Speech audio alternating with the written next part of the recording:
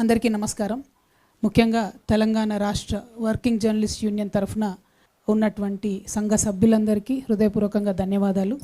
అన్న విరాహత్ అలీ గారికి, రామనారాయణ అన్న గారికి, వేదిక మీద ఉన్న మోడరేటర్గా వ్యవహరిస్తున్నటువంటి సుధాకర్ రెడ్డి అన్న గారికి, అదేవిధంగా ముందున్నటువంటి సీనియర్ జర్నలిస్ట్ గారు అన్న అమరన్న గారికి, అక్కడో ఇక్కడో కనపడుతున్నటువంటి మా లేడీ జర్నలిస్టులకు, మిగతా మిత్రులందరూ కూడా హృదయపూర్వకంగా నమస్కారాలు. జై తెలంగాణ.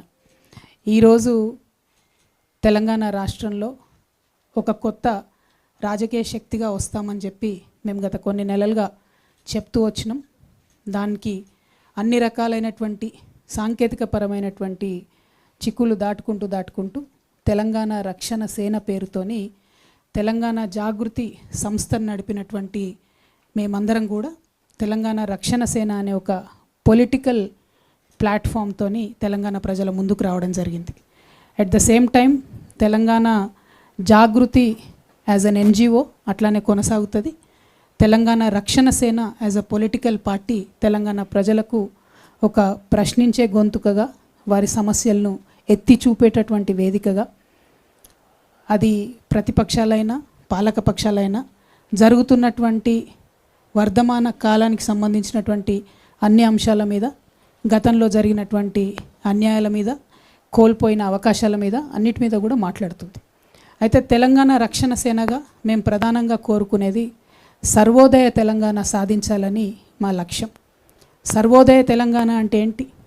సర్వులకు ఉదయం రావాలి, అందరి జీవితాల్లో వెలుగులు రావాలి, తెలంగాణ రాష్ట్రాన్ని సాధించాలనే ఒక ఉక్కు సంకల్పంతో బయలుదేరినటువంటి రోజు కూడా మనందరి కళలు కూడా సర్వోదయ తెలంగాణ రావాలనే ఉండే, అందరికీ వెలుగులు రావాలి, అందరం బాగుండాలనేటటువంటి ఆలోచన. మరి సర్వోదయ తెలంగాణ సాధించాలంటే తెలంగాణ రక్షణ సేన ఎట్లా సాధిస్తుంది? దానికి టూల్, దానికి ఒక మార్గం, దానికి ఏంటిది వే అంటే మేము ఒక 5 అంశాలను ప్రాధాన్యత అంశాలుగా ఎన్నుకున్నాం. పాంచజన్యం అనేటటువంటి ఒక కార్యక్రమాన్ని తీసుకున్నాం. పాంచజన్యం పేరులోనే ఒక పవర్ ఉంటుంది. అది భగవంతుడు శ్రీకృష్ణుడి యొక్క శంఖం పేరు.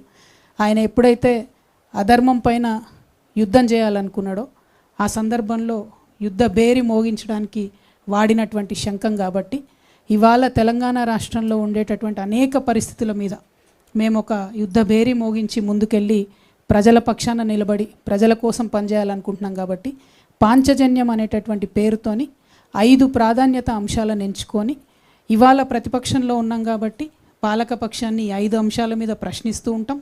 రేపు మేము అధికారంలోకి వచ్చినాక ఈ 5 అంశాలే ప్రాధాన్యతగా చేసుకొని పరిపాలన కూడా చేస్తామని చెప్పడానికి సంతోషిస్తూ ఉన్నాను.